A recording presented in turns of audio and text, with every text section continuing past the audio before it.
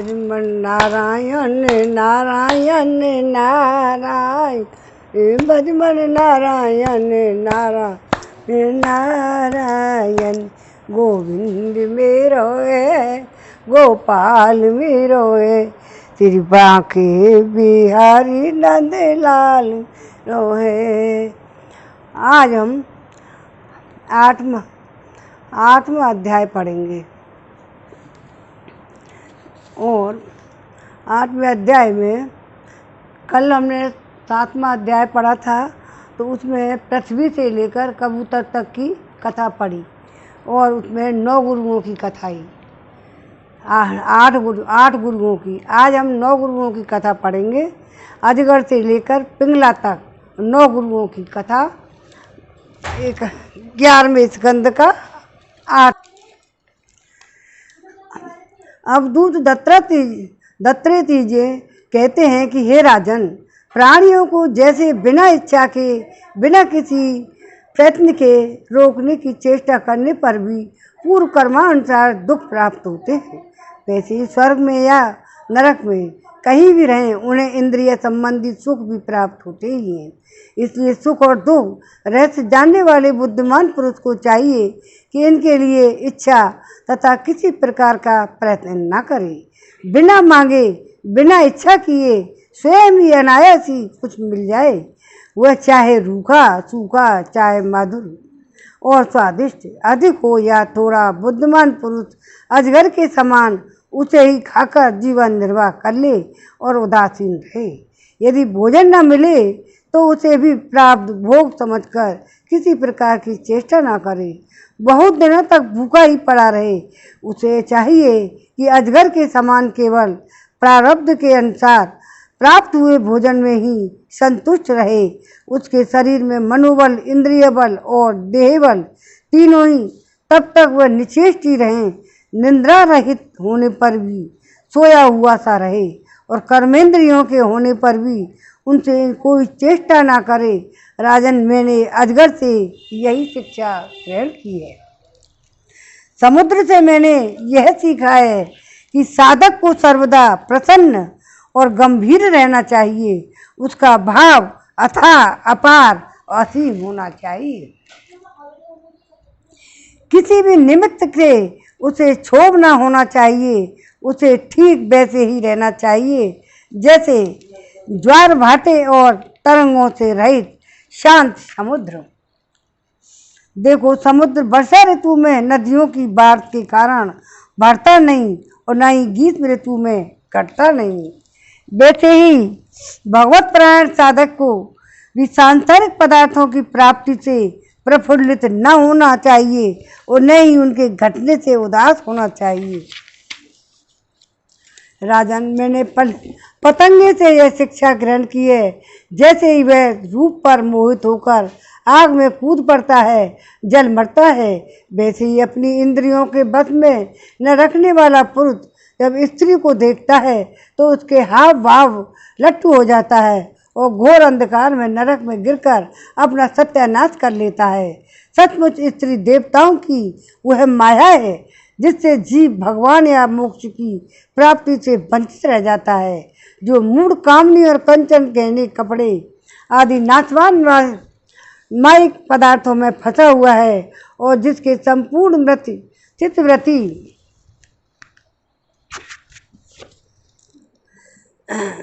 और पुरुष जो स्त्री को देखता है तो उसके हाव भाव लट्टू हो जाता है, घोर अंधकार में नरक में गिरकर अपना सत्यानाश कर लेता है।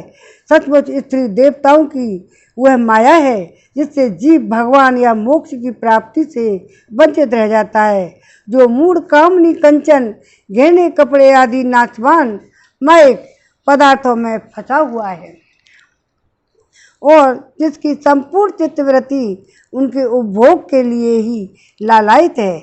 वह अपनी विवेक बुद्धि खोकर पतंगों से समान नष्ट हो जाता है। राजन, सन्यासी को चाहिए कि गृहस्थों को किसी प्रकार का कष्ट न देकर भौरे की तरह अपना जीवन निर्वाह करे। वह अपने शरीर के लिए उपयोगी रोटी के कुछ टुकड़े कई घरों से मांग ले, जिस प्रकार भौरा विभिन्न गोत्रों से, चाहे वे छोटे हों या बड़े, उनका सार संग्रह करता है, वैसे ही बुद्धिमान पुरुष को चाहिए कि छोटे बड़े सभी शास्त्रों से उनका सार, उनका रस निचोड़ ले।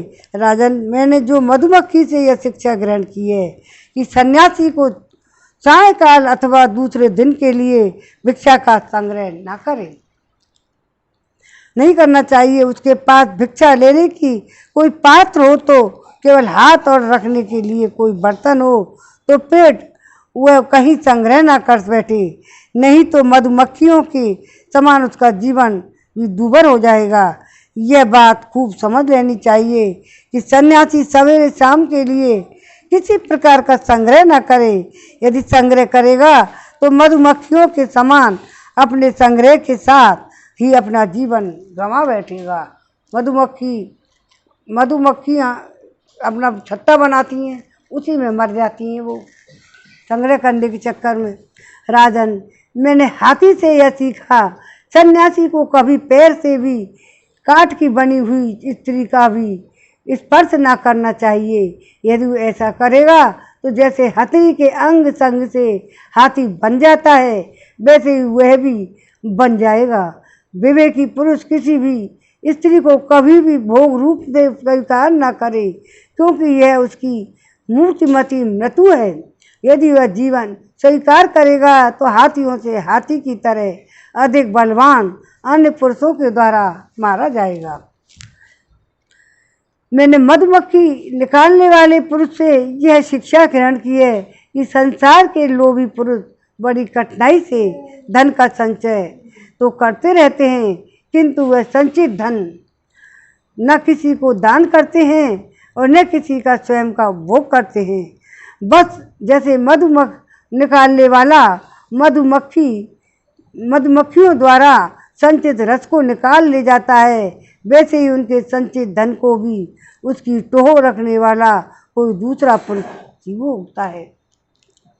तुम देखते हो न कि मधुमक्खियों का जोड़ा हुआ मधु उनके खाने से पहले ही साफ कर दिया जाता है, वैसे ही गृहस्थों के बहुत कठिनाइयों से संचित किए गया पदार्थों को, जिनसे वे सुख भोग की अभिलाषा रखते हैं, उनसे भी पहले सन्यासी ब्रह्मचारी भोगते हैं, क्योंकि गृहस्थ तो पहले ही अतिथि अभ्यागतों की भोजन कराकर ही स्वयं भोजन करेगा।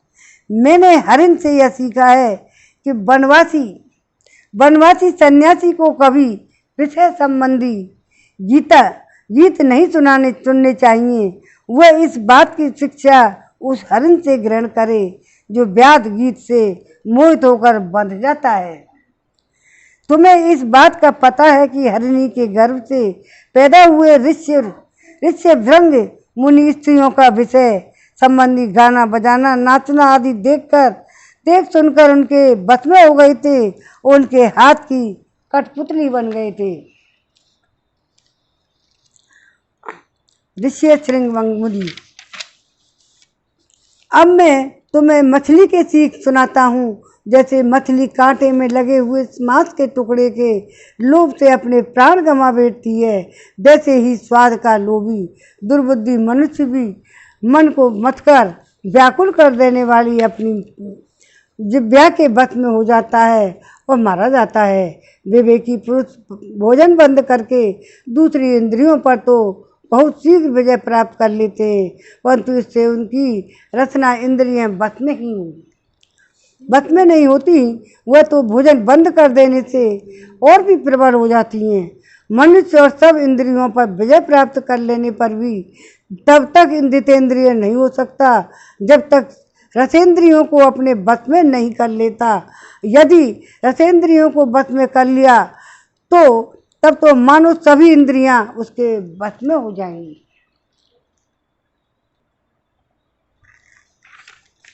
नृपनंदन, प्राचीन काल की बात है। विदेह नगरी मिथिला में एक वेश्या रहती थी, उसका नाम था पिंगला। मैंने उससे जो कुछ सीखा और शिक्षा ग्रहण की वह मैं सुनाता हूँ। सावधान होकर सुनो।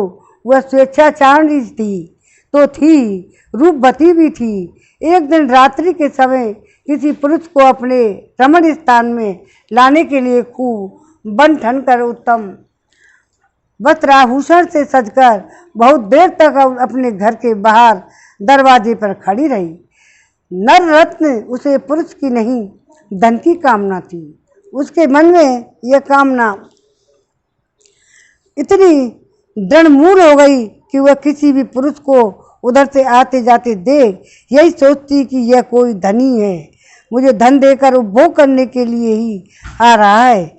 जब आने जाने वाले आगे बढ़ जाते तो वह फिर संकेत जीवनी वेश्या यही सोचती कि अवश्य ही अब की बार कोई ऐसा धनी मेरे पास आवेगा जो मुझे बहुत सा धन देगा। उसके चित्त को यह दुराशा बढ़ती ही जाती। वह दरवाजे पर बहुत देर तक खड़ी रहती और टंगी रहती। उसकी नींद भी जाती रही। वह कभी बाहर आती, कभी भीतर जाती। इस प्रकार आधी रात हो गई। राजन, सचमुच आशा और सो भी धन की बहुत बुरी है। धन की बात जोड़ते जोड़ते उसका मुंह सूख गया, चित्त व्याकुल हो गया। अब उसे इस वृत्ति से बड़ा वैराग्य हुआ। उसमें दुख वृद्धि हो गई। इसमें संदेह नहीं कि वैराग का कारण चिंता थी, परंतु ऐसा वैराग भी है तो सुख का ही हेतु।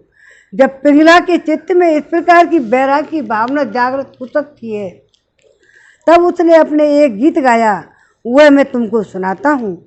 राजन, मनुष्य आशा की फांसी पर लटक रहा है।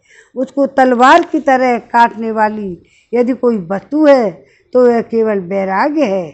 प्रिय राजन, जिसे वैराग्य नहीं हुआ है, जो इन बखेड़ों से हुआ नहीं है, वह शरीर उसके बंधन से उसी प्रकार मुक्त नहीं होना चाहता जैसे अज्ञानी पुरुष ममता छोड़ने की इच्छा भी नहीं करता। पिंगला ने यह गीत गाया था, हाय हाय मैं इंद्रियों के अधीन हो गई, भला मेरे मोह का विस्तार तो देखो। मैं इन दुष्ट पुरुषों से जिनका कोई अस्तित्व ही नहीं विषय सुख की लालसा करती हूँ। कितनी दुख की बात है, मैं सचमुच मूर्ख हूँ। देखो तो सही, मेरे निकट हृदय में ही मेरे सच्चे स्वामी भगवान विराजमान हैं। वे वास्तविक प्रेम, सुख और परमार्थ का सच्चा धन भी देने वाले हैं। जगत के पुरुष अनित्य और नित्य हैं। हाय हाय मैंने उनको तो छोड़ दिया और तुच्छ मनुष्यों के सेवन किया जो मेरी एक भी कामना पूरी नहीं कर सकते, उल्टे दुख, भय और आदि व्याधि, शोक और मोह ही देते हैं। यह मेरी मूर्खता की हद है और मैं उनका सेवन करती हूँ। बड़े खेद की बात है, मैंने अत्यंत निंदनीय आजीविका वेश्यावृत्ति का आश्रय लिया। व्यर्थ में अपने शरीर और मन को कलेश दिया, पीड़ा पहुँचाई। मेरा यह शरीर बिक गया है। लंपट, लोभी और निंदनीय मनुष्यों ने मुझे इसे खरीद लिया। मैं इतनी मूर्ख हूँ, इसी शरीर से धन और रति सुख चाहती हूँ। मुझे धिक्कार है।